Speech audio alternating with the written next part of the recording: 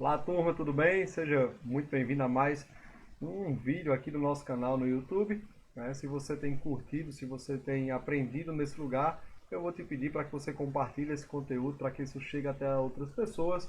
E se você ainda não nos segue, para esse vídeo agora, corre aí no YouTube, no nosso canal, se inscreve, ativa o sininho para que você receba as notificações quando nós postarmos novos conteúdos. E também vai lá no nosso Instagram e no Facebook, tem materiais feitos especialmente para você, produzidos especialmente para você. Hoje nós vamos aprender sobre formação de preços, formação dos preços, como eles se formam, como é que eles se movimentam um pouco. E você pode até ter já visto esse conteúdo dentro de outro vídeo, dentro de outro assunto, tá certo? Mas eu achei que é ideal, seria necessário nós tirarmos esse único assunto e fazer um vídeo específico para ele sobre a formação dos preços. Então, sem mais delongas, vamos aprender sobre a formação. Antes de mais nada, vamos definir o que é o preço. O preço é a relação de troca de um bem por outro, né? E esse preço ele é estabelecido respeitando uma lei, que é chamada Lei da Oferta e da Procura, Lei da Oferta e da Demanda, né? Que talvez você já tenha ouvido falar.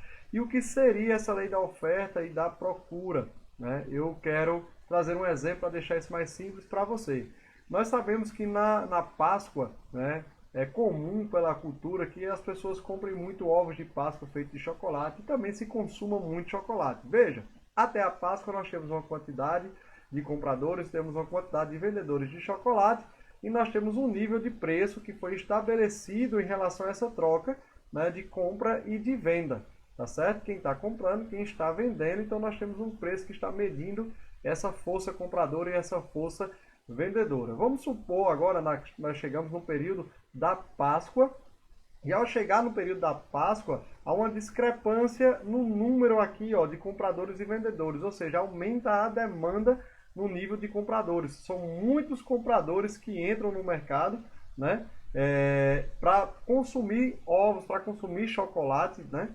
E o que é que vai acontecer? Quando você tem mais compras, né, mais compradores, e você tem uma demanda menor, automaticamente isso faz com que o preço ele suba. Por quê? Porque o chocolate ele se torna mais escasso, e uma vez que ele está mais escasso, ele se torna mais valioso.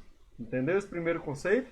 Mas é certo também, e você pode me perguntar, isso, Nelson, mas olha o que é que acontece? Na Páscoa aumenta o número de compradores, mas também aumenta o número de vendedores. Tem muita gente que faz chocolate em casa para vender. E será se essa quantidade de demanda, né, e essa quantidade de demanda e essa quantidade de oferta, elas não se equilibram também na Páscoa? Sim, é verdade, pode até ser que se equilibrem. Mas tem algo muito ainda, né, que é essencial e muita gente não ensina isso, né, que é a necessidade, que faz com que o preço suba. Ainda que eu tenha uma quantidade de compra, ainda que eu tenha uma quantidade de demanda, muitas vezes a necessidade do comprador e é observada pelo vendedor ou vice-versa, tá? Faz com que ele estabeleça preços maiores para poder fechar essa relação de compra e venda, né? Então imagina, tem muita gente vendendo, mas ele sabe que na Páscoa a busca por chocolate é muito grande e ainda que aumente o número de vendedor, né? Ele sabe de vendedor de vendas, né? Ele sabe aqueles que estão vendendo o chocolate, ele sabe que o chocolate é um bem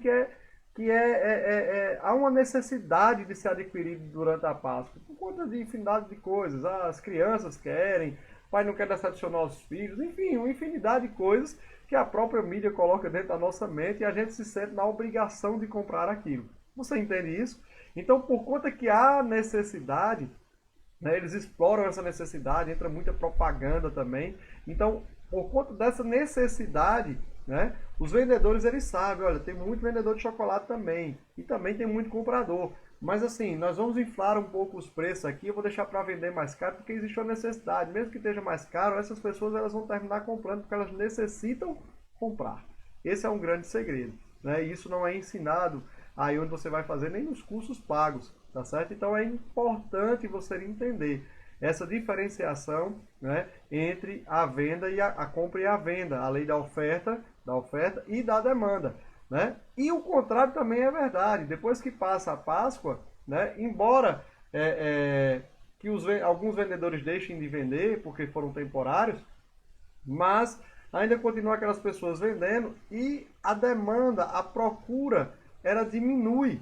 Como ela diminui, então eles aqui, a necessidade que estava do lado do comprador passa agora para o lado do vendedor. Eles estão com os estoques, estão sobrando, sobrou muito chocolate, por isso que é muito barato comprar depois da Páscoa chocolate. Por quê? Porque estão com o estoque ainda da Páscoa e aquilo ali vai se vencer. Então agora é a necessidade deles vender. Então eles vão fazer qualquer negócio aceitando vender os seus produtos mais baratos. Por isso que nós devemos comprar biquínis, sungas, roupa de verão no inverno e roupa de inverno no verão. Por que isso? Porque quando é no verão, no inverno, por exemplo, todo mundo necessita comprar casaco. Todo mundo vai querer comprar casaco, então eles vão usar essas artimanhas e vão vender casaco mais caros. Mas depois que passa o inverno, o preço do casaco vai cair. Por quê? Porque tem um estoque. No próximo inverno não será mais aquela moda, será talvez outra. Né? Então ele tem aquela necessidade de estoque sobrando, então tem muito produto ali para ser vendido, então eles vendem e fecham a qualquer preço, tá bom? Viu como é importante aprender essa relação de troca de um bem por outro, baseado na lei da oferta e da procura? Isso é formação de preço. No mercado financeiro é da mesma forma. Nós temos compradores, nós temos vendedores de ativos, de ações, seja qualquer ativo, a ação é um ativo. Então nós temos compradores e vendedores, né? E algumas coisas, algumas necessidades são geradas ou para compradores ou vendedores, e por isso às vezes tem mais compradores do que vendedores, ou vice-versa, mais vendedores do que compradores, mas por trás existe a necessidade deles. Com isso faz com que o preço ele suba ou com que o preço ele desça. Mas tenha muito cuidado. Por quê? Porque preço não é valor. E eu vou explicar isso para você, porque preço não é valor. Vou primeiro definir para você o que é valor, já que eu defini o que é preço.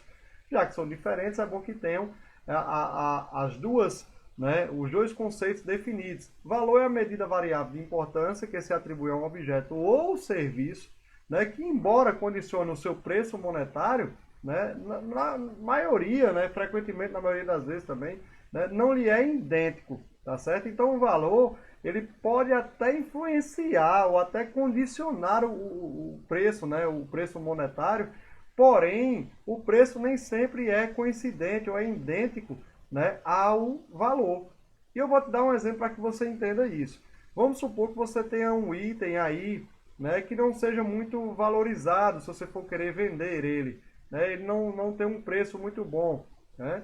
Algo que você ganhou da sua família, por exemplo, né, que veio passando de geração em geração. É uma coisa antiga, mas não é uma coisa tão antiga e rara, né, para que você tenha realmente um preço muito elevado para que você possa negociar aquilo. Mas veja, foi passado de geração em geração da sua família, veio lá da sua bisavó. Né? Isso não tem, talvez, um preço caro se você fosse vender, mas para você, que é a sua família, isso tem um valor que para muitos ou para alguns, isso é até inestimável, não é dinheiro que vai comprar isso. Por quê? Porque tem um valor intrínseco àquilo. Então entenda que valor é diferente de preço. Por isso que você vai muitas vezes ver no mercado pessoas falando que está barato ou que está caro. Aí você olha e diz, meu Deus, como é que ele sabe que está barato? Meu Deus, como é que ele sabe que está caro? Quem é que indica? Qual é o indicador que... Não, eles simplesmente analisam o seguinte, eu vou dar um exemplo. Vamos supor que a Petrobras ela está lá sendo negociada a R$10. E aí saiu notícia que um diretor da Petrobras estava cometendo corrupção. Né? E aqui aquela notícia, alguns vê aquela notícia e dizem, eita, vai cair as ações e começa a vender. Né? E gera uma necessidade de venda para alguns. Alguns também geram a necessidade de oportunidade. Então eles, alguns vão querer vender. Então eu mesmo vou começar a vender na frente, uma grande quantidade. E aí quando eu vender uma grande quantidade, os outros vão se desesperar e vão começar a vender junto comigo, que é o que a gente chama de efeito manada. E eles vão começar a vender, vender. E aí quando o preço estiver lá embaixo, eu mesmo que comecei vendendo, eu compro. Para quê? Para comprar barato. Né? E por que a ação está barata? Porque caiu? Não.